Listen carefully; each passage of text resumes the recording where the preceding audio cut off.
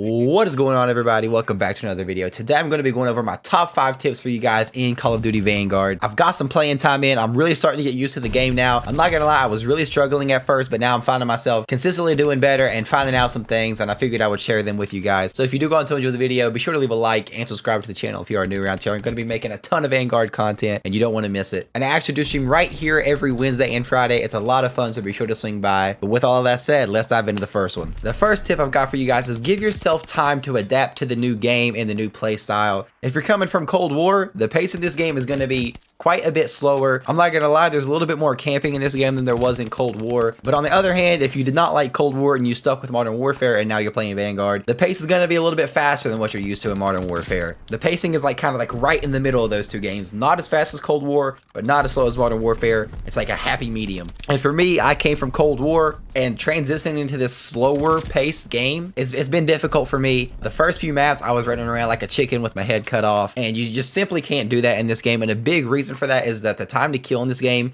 is super quick, and even running a stem shot just really doesn't do a lot for you just because of how quick the time to kill is in this game. And for tip number 2, you're going to want to come to your settings and scroll over to graphics, and you want to go down to world motion blur and weapon motion blur. Some of you guys might have already turned this off, but this is a really big tip I can give, especially to new players. Basically what this setting does, and you can see the picture right there, when you're turning, you're going to be getting a blur in your screen. The world motion blur is definitely worse. You see the picture there, there's going to be blur when you're turning around, and yes, it kind of makes it more like a realistic, looks cooler, but I promise you in gameplay, it's going to be really bad because you're going to be turning and it's going to be blurry, and you might see an enemy there, and having this off, you're going to be able to see just clearly, and trust me, it is just so much better. My third tip for you guys is decide what combat pacing you like and kind of just stick with it. And if you just heard that statement and you have no clue what combat pacing is, I will show you real quick. Here on my screen, you see we have the tactical combat pacing, which is kind of like your default, usually 6v6. Sometimes it'll be 8v8 depending on how big the map is. This is your typical Call of Duty experience. Next, we have assault, which on like the regular size maps, instead of a 6v6, it's going to be more like an 8-on-8 or 10-on-10.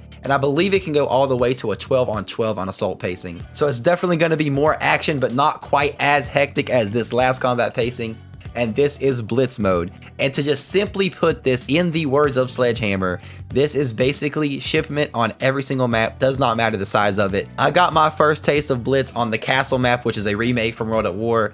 And let me tell you, I believe it was an 18v18 on that. And it was just absolute madness. You would not think a map that large could feel like shipment, but let me tell you, it definitely can. And like I said, personally, I like tactical the best, but just find which one suits you. If you're one of those dudes that like to run Blitz and stick to it. It's really going to help you find a play style that you like and that you're comfortable with, and you're not going to be changing it every other game because you're going to have all these different combat pacings. For the fourth tip, whatever gun you are grinding out, make sure you're using the operator that is his favorite gun. And if that sounded confusing, I'm going to give you an example, which hopefully will clear things up. As you can see right here, I am running Roland, and his favorite weapon is the STG-44, and that is the gun I'm grinding right now. Personally, right now, I'm taking it one gun at a time, getting them maxed out. I know not everybody does it that way, but that's kind of the way I'm doing it so far this year. And if you notice, when I'm using the STG, I'm going to be getting more XP for my STG, and I'm actually going to be getting more XP for Roland since I'm using his favorite weapon. I think this is a really cool feature that they added, and there are 12 operators in the game, so obviously not every single gun is one of their favorites. You're going to have some,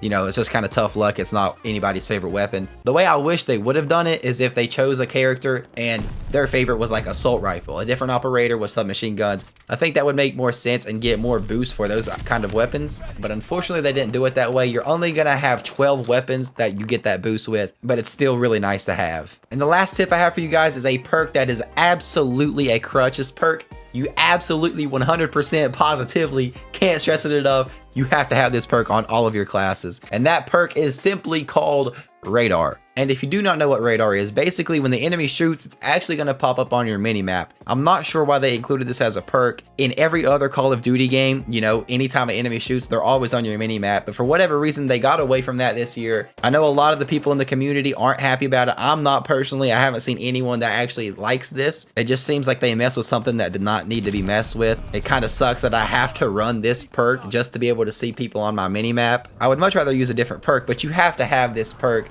I would like to see them go away with this. Maybe they will in a future update, but until then, you absolutely have to run this perk. But yeah, guys, that's going to wrap it up for this video. If you found it helpful in any way, be sure to leave a like and subscribe to the channel if you are new around here. If you have any questions for me, maybe there's a video that you would like to see or just any questions you have, Be sure to drop those down in the comments below. And again, I do stream right here every Wednesday and Friday. Thank you guys so much for watching, and I'll catch you in the next video. Peace.